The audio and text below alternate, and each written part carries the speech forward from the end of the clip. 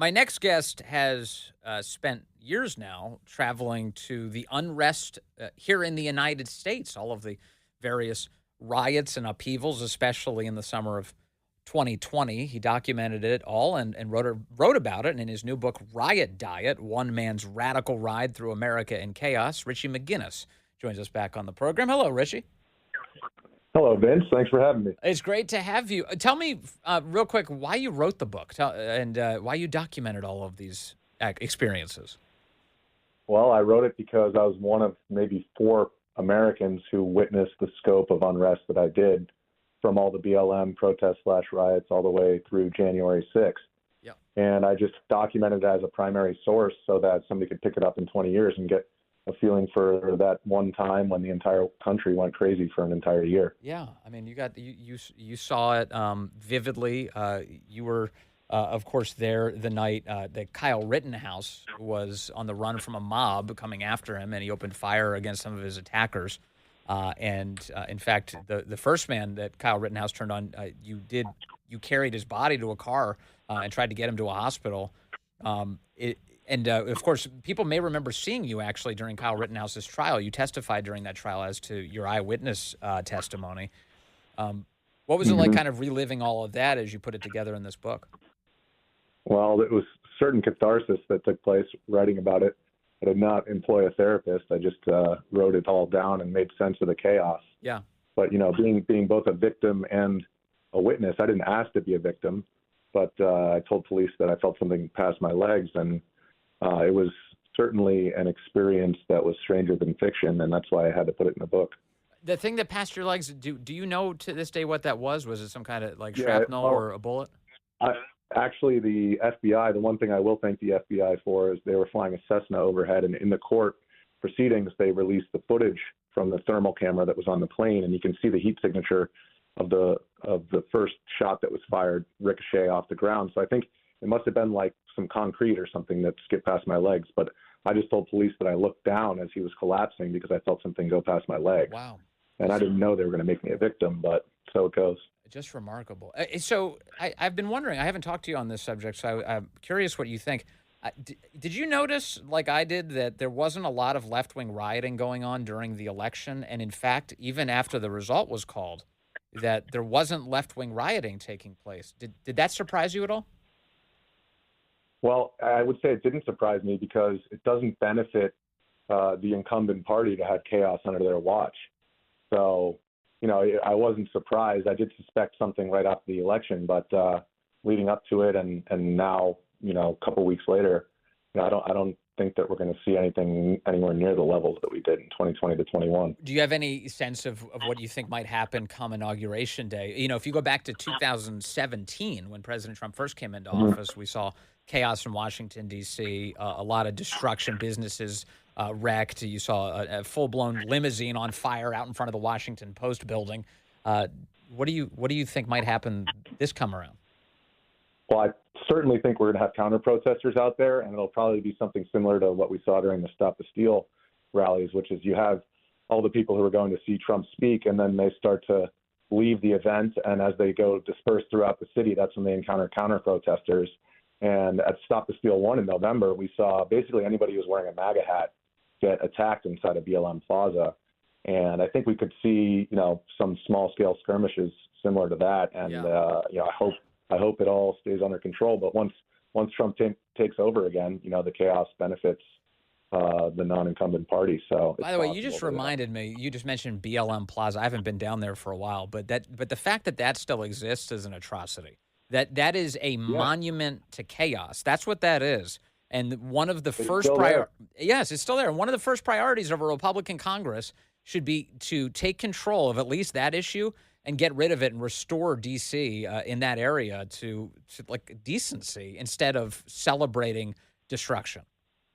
And, the irony is in my book, I cover just before they made it BLM Plaza, a guy ripped down the sign on 16th Street, which now says Black Lives Matter Plaza instead of 16th Street. And he had water bottles thrown at him. The crowd was really angry that he was destructive and not peaceful. And then like a week later, they replaced the sign with BLM Plaza. Yeah, So, they endorsed there you his have it. destruction. Yeah, that's such a smart point. Hey, let me. I want to move on to a different topic though with you because I know one of your passions. Richie and I have known each other for years. Richie and I worked together at the Daily Caller, so I was with him and talking to him through a lot of these crazy experiences. But one of the things I always liked about Richie is that he's an aggressive athlete to the point of destruction to his own body. When I interviewed Richie, literally interviewed Richie for the job of coming on and running our video team at the Daily Caller, he had a gash cut into his face, and when I asked him where it came from, two gashes. it was big. I believe did you staple it shut yourself? I'm still not sure No, that clear on was how it got healed up. my brother and my dad are doctors, and I didn't have the opportunity to get stitched up on the kitchen table that time. So I actually went to Northern Virginia, but I did not have medical insurance at the time. So, I had to pay out of my own pocket for that. Well, we took care of that. The medical insurance we did hire Richie on. Yes, you did. But one of the reasons we liked him so much was because he came with this gnarly hockey injury for his interview, and I thought, well, that's like a great selling point. I love that. This is a go-getter that we're dealing with. So, Richie, you play. I don't really understand it. Just if you can give me a sense of it. Men's league hockey in Washington D.C. What does that consist of? Are you on some sort of skates, or are you running around on your feet? We're on skates, yes. This is men's league ice hockey. There's a couple different rinks in the area. I play in a couple different leagues, and basically it's called beer league hockey because you go out and play with the boys every week. There's like 6 or 7 teams in the league, and then you just have a couple of brewskis afterwards and talk about whether you won or lost and why. And do you find? This is going somewhere. There's a news hook to this. I promise. Do you find that that in this league that it's split between Democrats and Republicans? Do people bring politics to it at all? I wouldn't say they bring politics, but I do cite in the book. I have a little running joke. I'm number 420 on my team, Of course. and I do notice. I mean, that's more. That stuff is behind me, but it's more just to see a lot of the federal employees think, it's pretty funny. And some of them actually get pretty angry by the 3-digit number. But I did get in a fight with the league to get that number. So it was the greatest political victory of my lifetime. Yeah. No, Elon Musk would be very proud of you if he knew that 420 was your jersey number. So you have played hockey, as I understand it, or at least you've witnessed him play with Kash Patel, who is now en route to potentially become the FBI director. Tell us about your experience with Kash Patel and beer league hockey.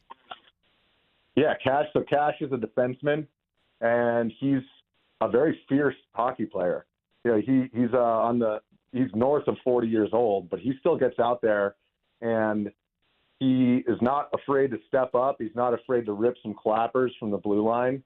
And I consulted with some anonymous sources who play on his team, who have played in leagues with him for more time than I've just seen him on the ice, and they confirmed all of those suspicions that he's not afraid to step up at the blue line. Let's leave it at that. So he's an aggressive player. Is that fair to say? Yeah, he's an aggressive player, and he's very vocal as well. How chippy does men's league hockey get in terms of are people full on body checking aggressively? It gets pretty chippy. People take it way too seriously, and my response to when people want to drop the gloves is always like, dude, do you have a long commute or something? Like, what's wrong? Like, we got to go to work tomorrow. What's going on here, dude? I'm not here to have fun. I'm paying for this. Wait, how do you resolve? So how do you resolve penalties in beer league hockey? Do you actually have refs and penalty boxes? Oh, we have refs. Yeah, we have refs, and you get thrown in the box. I'd say there's usually a couple of penalties per game, and it's not supposed to be hitting. There is some contact that's allowed, but inevitably every game gets a little bit chippy, especially in the league that I'm in. So is Kash Patel the kind of defenseman that you should fear? Is he going to plant a shoulder into you anytime you're coming down the ice? I think from my experience, he plays within the rules, but he certainly he's not afraid to step up and throw some poke checks, which are totally legal. He's not. I wouldn't say there are a couple of guys in the league who are very notorious for being those kind of guys who get penalties, but I've never seen him get a penalty. So he plays hard, and he's a hustler. Yeah. But he's not the kind of guy who's going to, take a swing at your head. So I think, in my career and to a much more limited extent when I was younger in athletics, I do feel like sports is a really good way to get a measure of who a person is in terms of their character, their aggression, their fearlessness. How would you measure Kash Patel? Do you think that he's up to this task based on your experience with him in hockey, at least?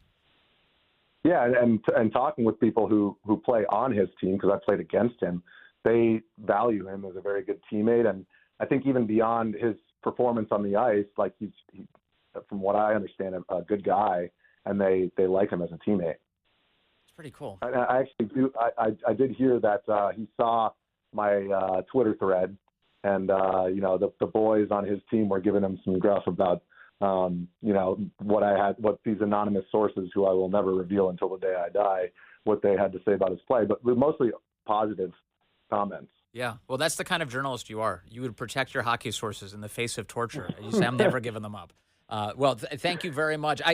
Richie McGinness has seen it all, from Kash Patel on the ice to the riots across America. The book is Riot Diet, One Man's Radical Ride Through America in Chaos.